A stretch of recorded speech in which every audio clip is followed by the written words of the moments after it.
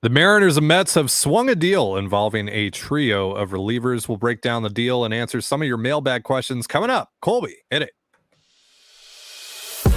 You are Locked On Mariners, your daily Seattle Mariners podcast, part of the Locked On Podcast Network, your team every day. Ahoy, sailors. It is Monday, July 3rd, 2023. This is Teddy Gonzalez and Colby Patnett for the Locked On Mariners podcast, brought to you by Ibotta. Ibotta gives you cash back on hundreds of grocery items, from produce to personal care to pantry goods, so you can make sure you're beating inflation no matter what you're purchasing. Right now, Ibotta is offering our listeners $5 just for trying Ibotta by downloading the free Ibotta app and using promo code MLB. Thank you so much for making us your first listen. Subscribe, like, and turn on alerts if you're watching on YouTube, or subscribe and leave a 5-star review on your preferred podcast platform if you like what you hear. And if you're part of the crew and rock with us every single day, let us know in the comments below. And if you want to hear from us even more, please consider signing up for our Patreon. You can now get a free 7-day trial to check out the show. The link, as well as our social accounts, is in the description of this episode. It's Mailbag Monday, the show where we answer your Mariners questions. But before we do, we actually have a trade to talk about.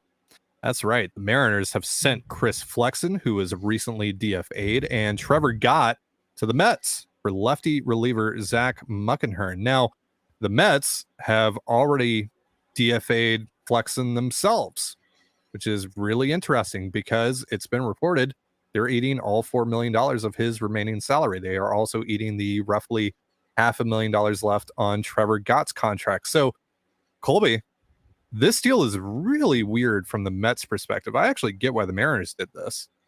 But the Mets have essentially paid $4.5 million and a controllable asset in Muckenhirn, and it doesn't really matter in this case if Muckenhirn is anything or not, but he is a controllable asset at the end of the day, for a guy that just recently came off of the IL. Obviously was really good in April and May, but has been terrible his last 3 outings.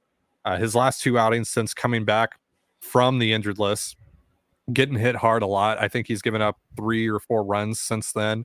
And he gave up 5 earned runs in his last outing before the injury as well. I know this isn't exactly how it works, but the Mets just essentially signed Trevor Gott to a $4.5 million deal mid-season, which blows my mind. What are your thoughts? Yeah, I don't quite understand what the Mets are doing, because they're not a good team. Trevor Gott is not going to help them all that much. And Flexen, I guess they could DFA him and then they could just sign him to the minor league deal and stash him in AAA. But you don't give guys that you're going to stash in AAA $4 million. You don't give that up to have the right to get them when you could just go out and sign them after they clear waivers. So I'm not exactly sure what the Mets plan is here. It doesn't seem to make a lot of sense on the surface. It's possible they really like God, and we know the Mets money, they waste it, right? That's just straight up, the Mets waste money, and this is a waste of money. And I know a lot of fans wish the Mariners ownership would waste money like the Mets do, but they're not going to. So the fact that they were able to save $4.5 million and all it cost them was a guy that they were going to, the guy that they had already said they don't want around because they DFA'd him, and middle reliever, which is the easiest, most replaceable thing to find. In fact, you have a couple of those guys already in AAA ready to take Gott's place. So, yeah, I don't think that I don't think that the Mets are good. I don't think they're a well-run baseball organization, because I don't get why you would make a move like this. You got marginally better at best, and it still costs you $4 million, and you're a team that's not even like close to a playoff position right now.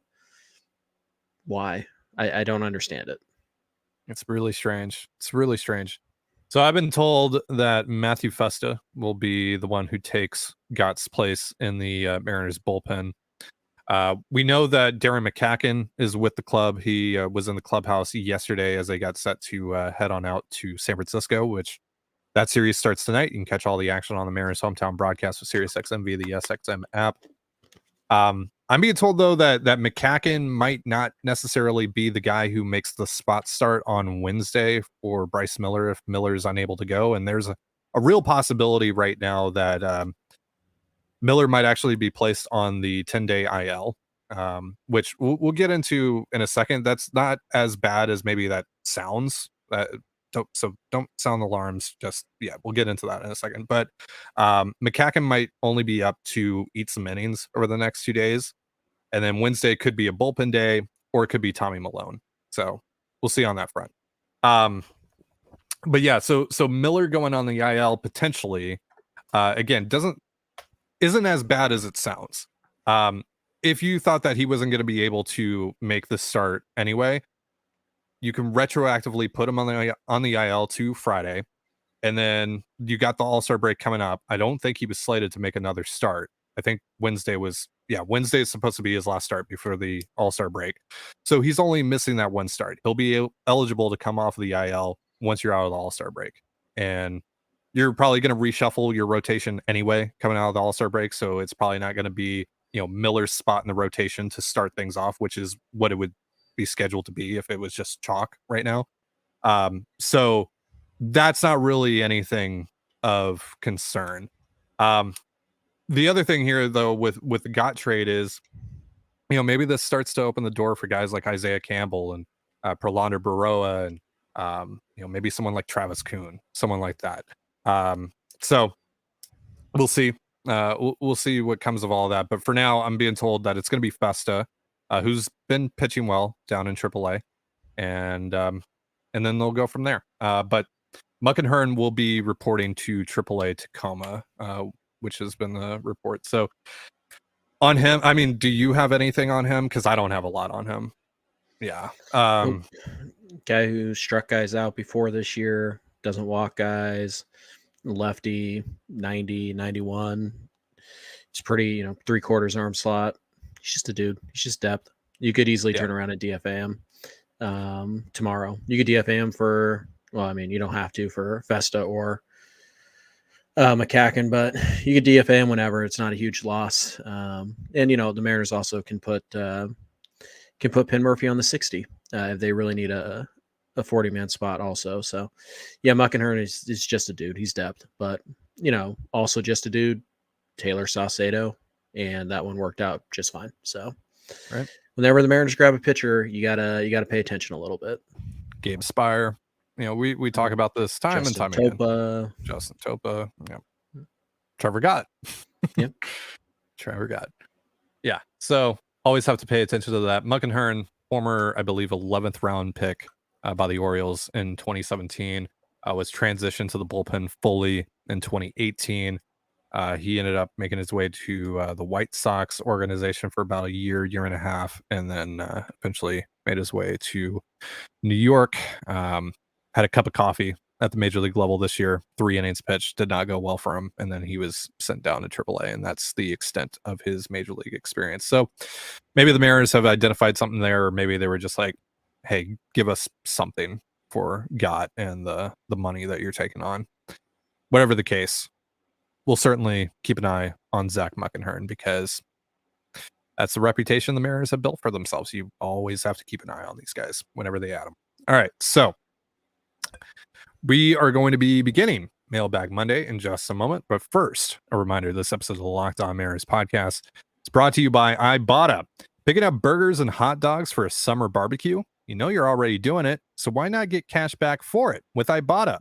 Ibotta gives you cash back on hundreds of grocery items, from produce to personal care to pantry goods, so you can make sure you're beating inflation no matter what you're purchasing. Either link your loyalty account or upload your receipt after you shop and get your cash back. It's that easy. The average Ibotta user earns $120 per year. Other apps give you points that don't amount to much. With Ibotta, you get real cash back that you can cash out to your bank account, PayPal, or gift cards. You can earn cash back on hundreds of online brands and retailers too when you start with Ibotta, including Lowe's, Macy's, Sephora, Best Buy, and more. Right now, Ibotta is offering our listeners $5 just for trying Ibotta by using the promo code MLB when you register. and you're listening to the Locked On Mariners podcast. Thank you again for making us your first listen. Again, you can catch the Mariners and the Giants tonight on the Mariners hometown broadcast with SiriusXM via the SXM app. All right, so we got a little sidetracked there because there was actual news on a Monday, but now we are back to our regular scheduled programming with Mailbag Monday. It's time to answer some Mariners questions, folks. We're going to start with Max here, who asked, serious question. Why can't we be the 2022 Phillies, the 2019 Nationals? You have the talent. Go get the big bat we need. Get to October. Your thoughts? I mean, yeah, you could be, but you got to start winning. You got to start winning now. Because, again, I'm sorry to say it again, because I've said it a billion times over the last week and a half, 2 weeks on the show, but you have to incentivize Jerry DiPoto and Justin Hollander to actually go out and get aggressive at the trade deadline. And the only way you're going to do that is by winning games in the month of June and now in the month of July. And you didn't really do the first part of that. So now you have to make up even more ground in July, because even those teams that you mentioned, they weren't hovering around 500 at the trade deadline. The Nationals were 57-51 at the end of July that year. And the 2022 Phillies were 55-47. So roughly you need to be 6 to 8 games above 500 to be in that position. And yeah, I think that's where you need to be if you're going to incentivize DiPoto and Hollander to actually get aggressive at the deadline. So yeah, I think you got 24 games until the deadline. Realistically, you probably have to go 16-8 to give yourself a shot. Unfortunately, you can't just like wait until the results of those 24 games are in before you decide whether or not you can go buy a bat. So you kind of have to make a split, a judgment call here, but you certainly have the talent for it.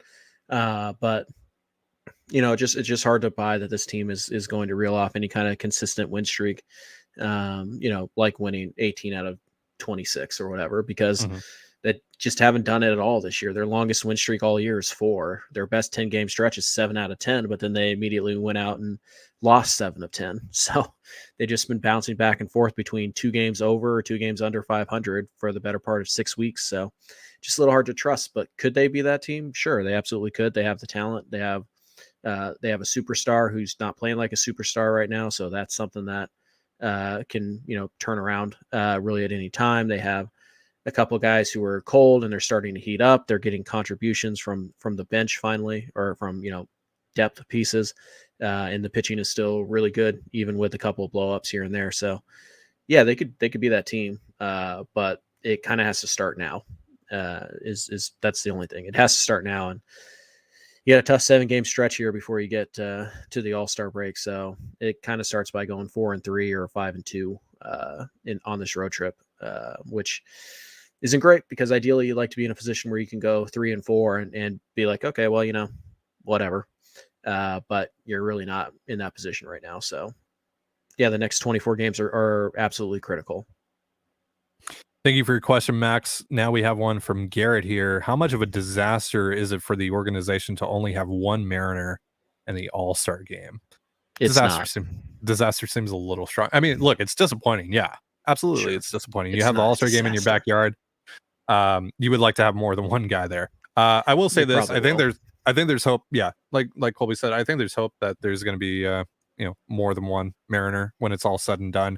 A lot of pitchers end up dropping out because of the scheduling. McClanahan's on the IL, so he's already needs to be replaced. We already know that Judge and Jordan are most likely not going to play in it. There's 2 outfield spots right there, because Jordan wasn't voted in as a DH. So that's a actual real outfield spot that could be filled by someone like Julio Rodriguez. Paul Sewald, I think, deserves to get in. I think he's one of the biggest snubs for the American League. George Kirby, maybe Logan Gilbert, even though it's been pretty up and down lately for him. I don't think Gilbert finished strong enough whereas Gilbert did. So yeah, I think they'll probably end up with at least 2, maybe 3. But it's not a disaster. It's not. It's not the first time that the host team has only had one All-Star. It won't be the last. Remember 2 years ago was in Colorado? Who cares? right? It's I not mean, different expectations for those two teams, though. Rockies sure, and Mariners. but it's still not a disaster. It's an exhibition game at the end of the day. At the end of the day, like, do you even want your guys playing? Do you really want Luis Castillo to pitch in the All-Star game, a meaningless game? Because I don't. I know he's going to, but I really don't. Just like I kind of don't want Julio to do the Derby. I don't want to take any unnecessary risks. So, disaster is like the king of overreactions. Yeah, it's kind of a bummer, but I also, at the end of the day, I could not care less how many All-Stars your team has. Leave it up to you to hyperfixate on the disaster portion of the question. It's a terrible way to frame it. Is it a disaster that this meaningless baseball game is only going to have one guy wearing my hat in it? No, no, that's not a disaster. Thanks for your question, Garrett.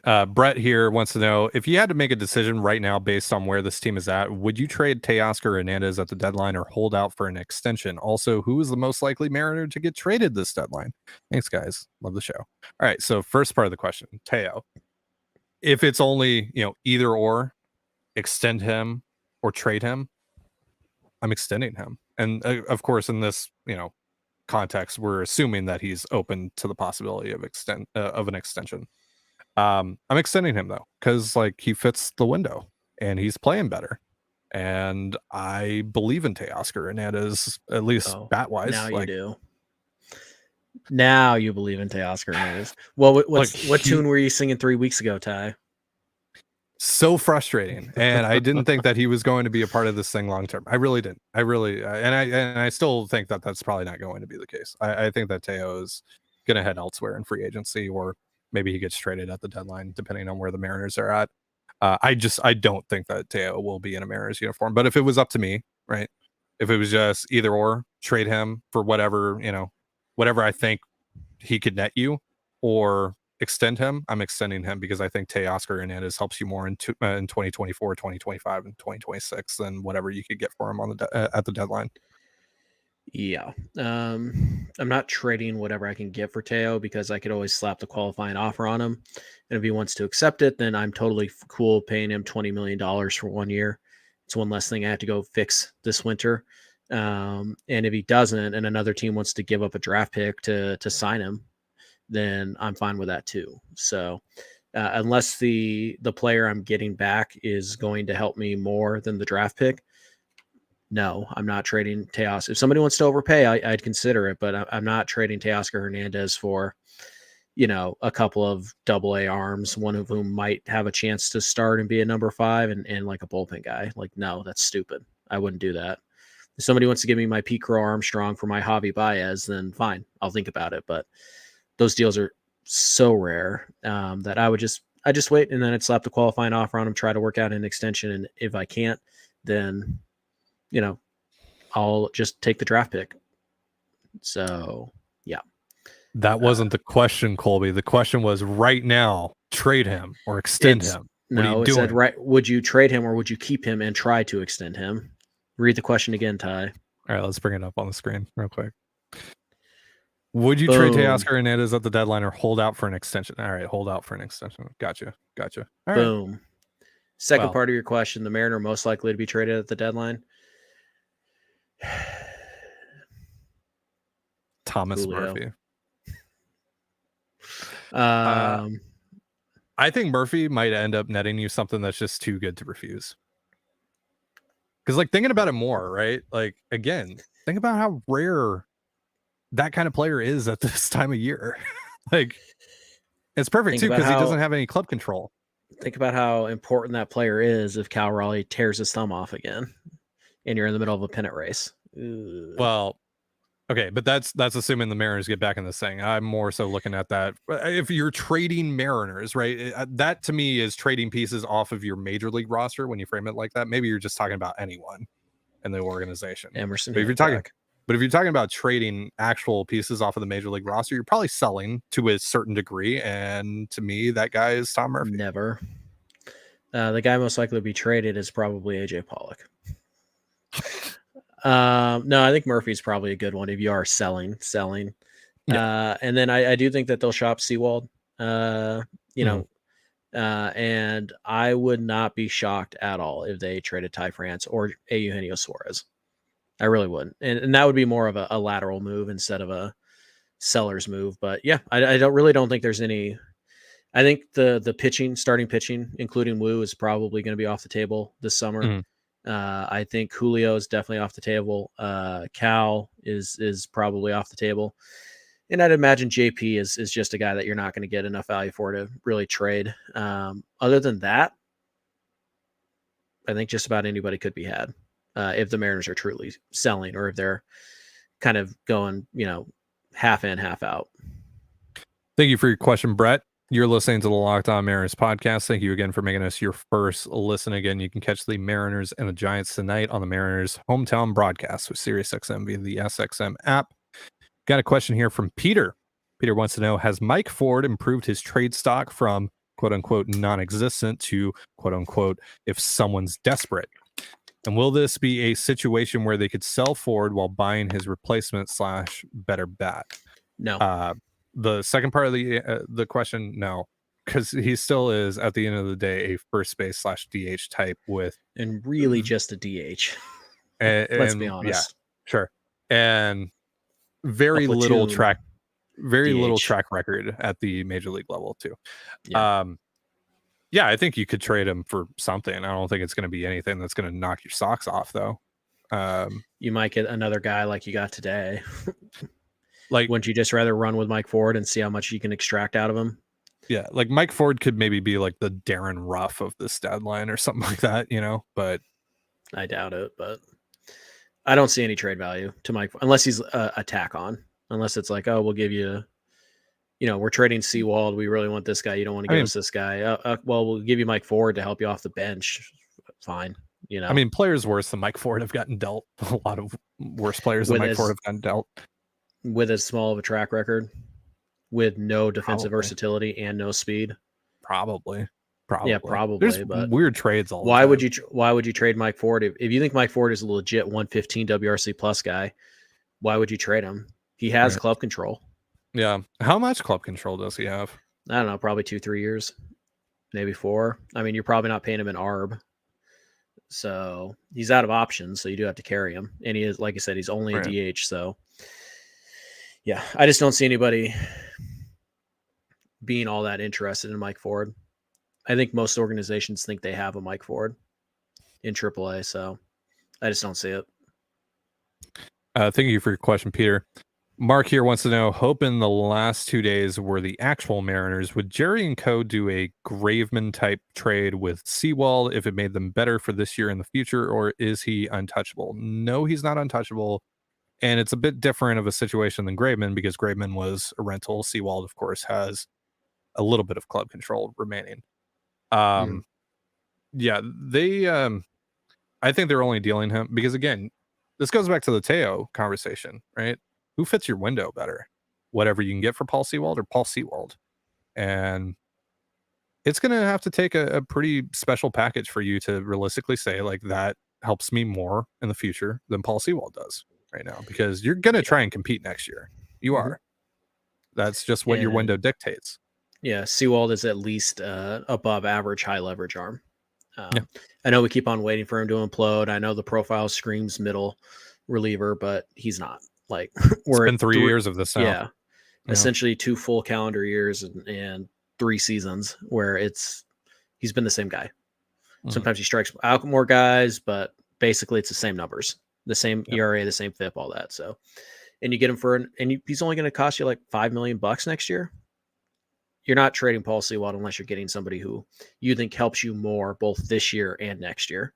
Like, I don't see them trading Sewald for prospects unless it's like really close to the majors and they love this guy, like JP Crawford from a few years ago. Like, if they think they can find another JP Crawford or Ty France, then maybe they would trade Sewald for a prospect, but I doubt it. Yeah. We have another question that might be linked to this. Actually, let's just hop right into that one. I was saving it for later, but let's just do it now. Todd here wants to know thoughts on Christian Incarnacion Strand. He's one of many young Reds infielders who are seemingly blocked due to the talent they have. The Reds are looking for bullpen help. He's raking in AAA right now, and he has raked his whole minor league career. So I think if you were to get Incarnacion Strand, who's someone we've been asked about a lot, and usually we don't talk about particular like specific players on other teams on Mailbag Monday because it's more of a fan fiction Friday thing, but we will with this because I think it's going to cost Paul Sewald. You know, I mean, like you're not trading Andres Munoz, and I don't think anyone else in your bullpen is worth Encarnacion Strand. So, Colby, would you entertain a Paul Sewald trade that lands you Encarnacion Strand? I'd really prefer to get somebody who is has some major league track record. I just, I don't know. I think you certainly have to consider it. If you think he's a first base only type, which a lot of people do, then no, I probably don't. But if you think he can play third base, I would definitely consider it. And if they made that move, I wouldn't hate it. I would prefer that they go get somebody with some kind of major league track record, or at least some kind of, even if it's only a couple dozen games, just some kind of proof of concept. But Encarnacion Strand, if you think he can play third, if you legitimately think he can be an average third baseman, then yeah, I think you should consider that for Seawald. If you don't, then no. I don't want another first base only type on my roster. So right, yeah, I would hold out for more, and maybe it's Encarnacion Strand and something else, right? And or like Encarnacion Strand and Nick Senzel, something like that, right?